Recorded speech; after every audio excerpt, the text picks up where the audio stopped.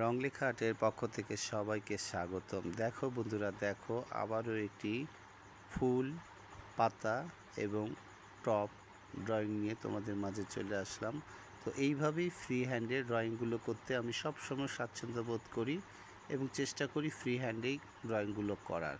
তো তোমরা দেখে থাকবে যে আমি ফ্রি হ্যান্ডেই ড্রয়িংগুলো দেওয়ার চেষ্টা করি।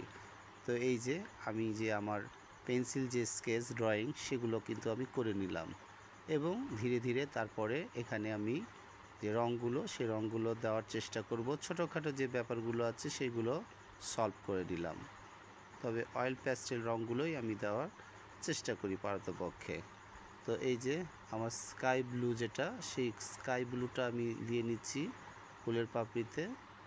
তারপরে ধীরে ধীরে আস্তে আস্তে সব কালারগুলো একে একে চেঞ্জ হয়ে যাবে এবং ড্রয়িংটাও তখন অনেক সুন্দর লাগবে।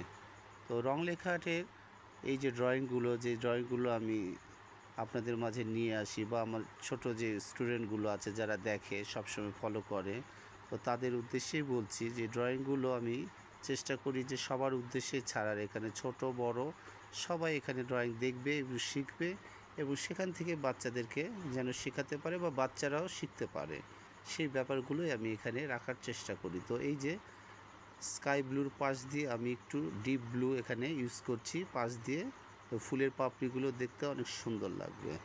তো সেই ব্যাপারটাই করছি, ডিপ এবং লাইট।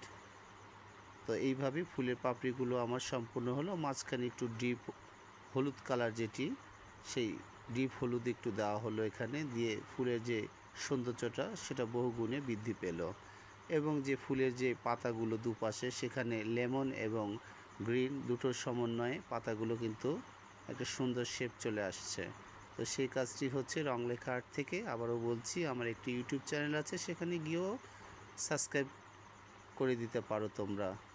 তো রং লেখা আর্ট ইংলিশে। আর এই যে ফুলের টপ যেটা, সেই ফুলের টপের যে কালারগুলো সেগুলো একটু গর্জিয়াস কালার দিলে একটু দেখতে ভালো লাগে। তো আমি অরেঞ্জ কালারটি দিলাম উপরে, তারপরে আস্তে আস্তে অন্যান্য রঙগুলো এখানে দেওয়া হবে। যেমন ইয়েলো কালারটি দেওয়া হলো, তো অরেঞ্জ আর ইয়েলোর সমন্বয়ে এখানে রঙটি বেশি ভালো লাগছে দেখতে, তো সেই কালারটি আমি দেওয়ার চেষ্টা করছি। তো বন্ধুরা, ড্রয়িংটি কেমন হলো অবশ্যই তোমরা লাইক কমেন্ট শেয়ার করবে এবং রং লেখা আর্টের পাশেই থাকবে।